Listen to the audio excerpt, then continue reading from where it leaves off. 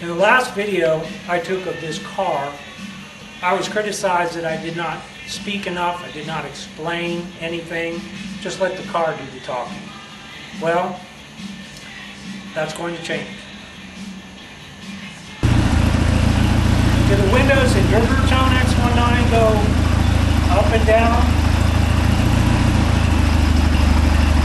like that?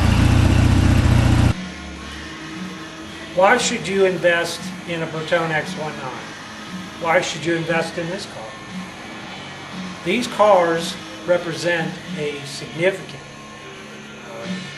undervalued segment of the collector car market. What do I know about these cars? What do I know about bertones? I know what's in those books right there.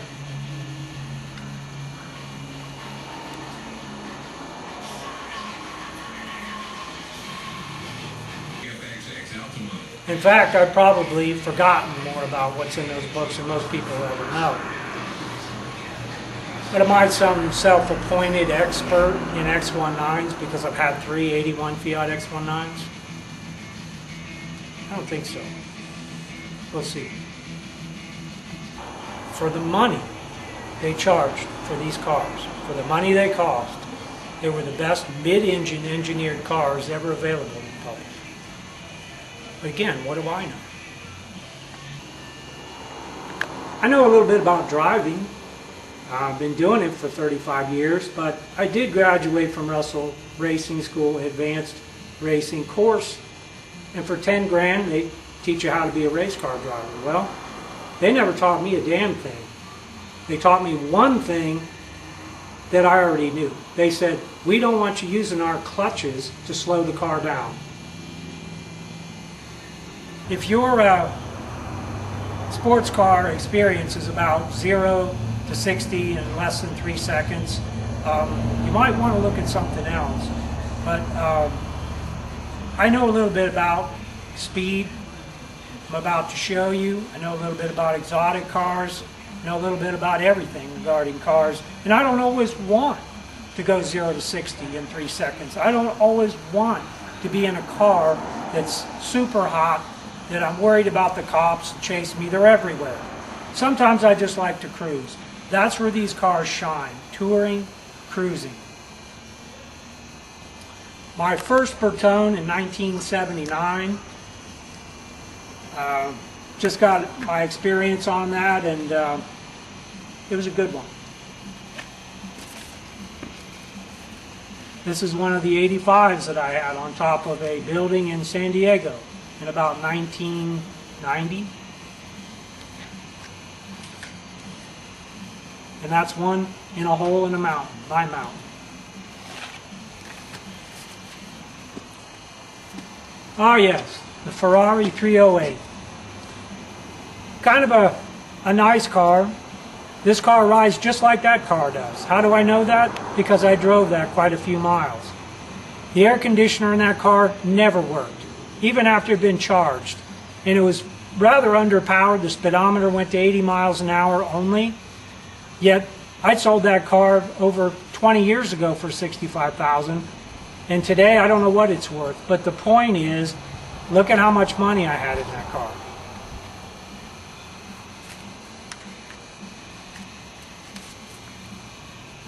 And it was a trailer queen.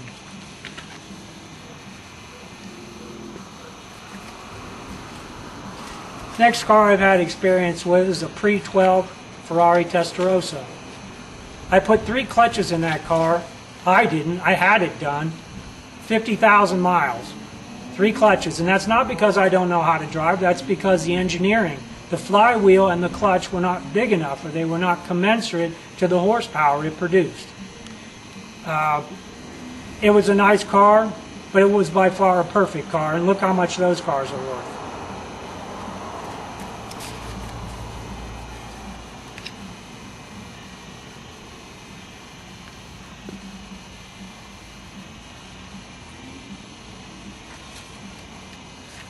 A blast, a GT40 replica. Went fast, hot, fast, just like a race car. Very impractical for the road, but a lot of fun on the track. Ferrari GTO, one of my favorites. Very nice car. I didn't have too many problems with it. Another car I had in the Ferrari realm was a Berlinetta Boxer. That car spent more time in the shop and on a flatbed than I did driving it. Did not like that car. It was plagued with problems. Superbird Hemi car, pretty fast car, pretty valuable today. 69 Charger RT, talk about torque. You got them. But guess what? At the same time I had one of those, I had my bertones. It's like night and day. When I want to be in the Charger, I want to be in muscle, I'm in muscle. Well, if I want to tour, I tour in complete comfort and all that that implies. Charger 500. Now if I wanted to go 0 to 60 in 1.8 seconds, I'd get on that. But that gets old. It's not the world.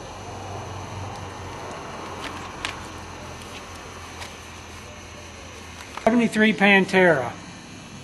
It's a high dollar car now, but it's another Italian exotic I have had experience with. 140 miles per hour.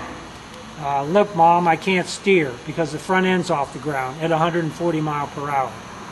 So that kind of takes the fun out of it. Car rode like a tank. My bad. It was a tank as far as the transmission. The ZF transaxle is a tank transmission. Had to put 2 calipers on the back rotors to get it to slow down. Plagued with electrical problems. One time it left me stranded because the ignition switch went out. Just went out, stopped firing on all cylinders. Had lots of interesting encounters. I mean, they're kind of fun car, but they're far from perfect. And look how much money they sell for. The point is, all these cars are investments if they're maintained and they're in good shape, including the Bertone X19. You may be wondering why I'm wearing a Bertone X19 wiring harness. It's to make a point. It's about 35 pounds of copper and wiring between 16 and 10 gauge wires.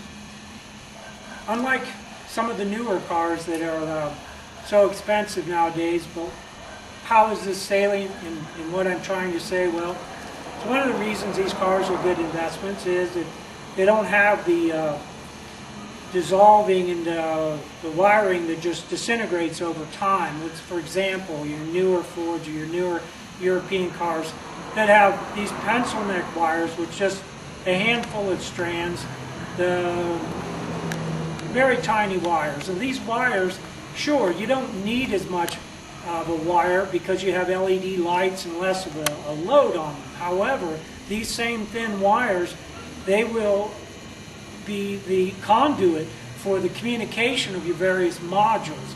And when you have problems with those, you have to pay someone like me thousands of dollars to find the problem, using tens of thousands of dollars worth of software and computer software in order to find the wires.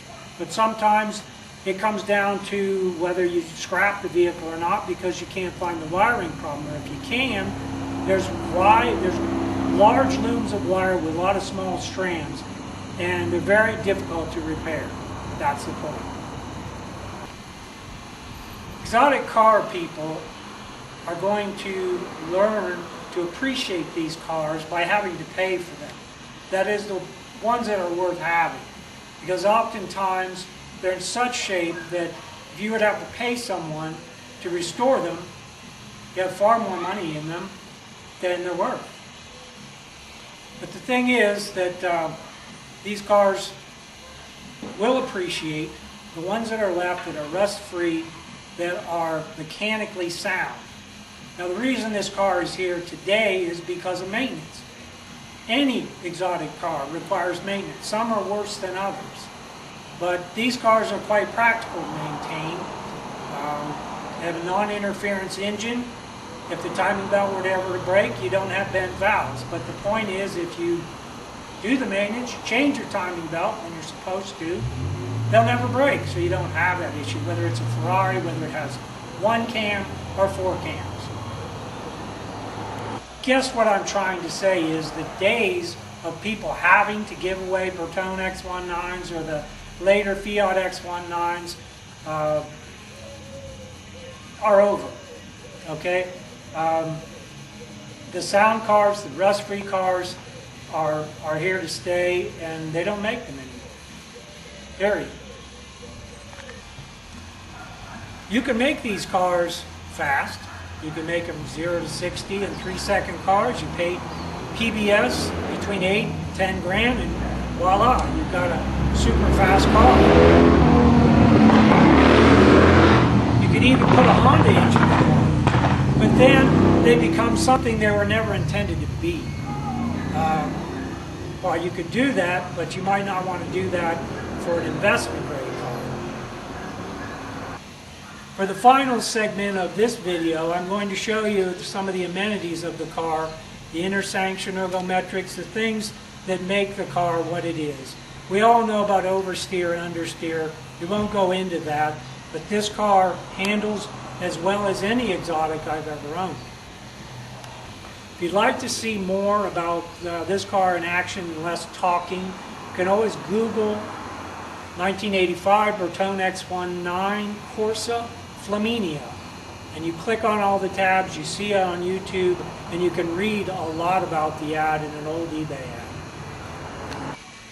When you want to tour, say you want to go cross country, you want to look at things, you want to enjoy yourself, I won't say that this is the best car for that, but it is a unique experience, and it's a memorable experience. I've done it, I know. Okay, sorry about that.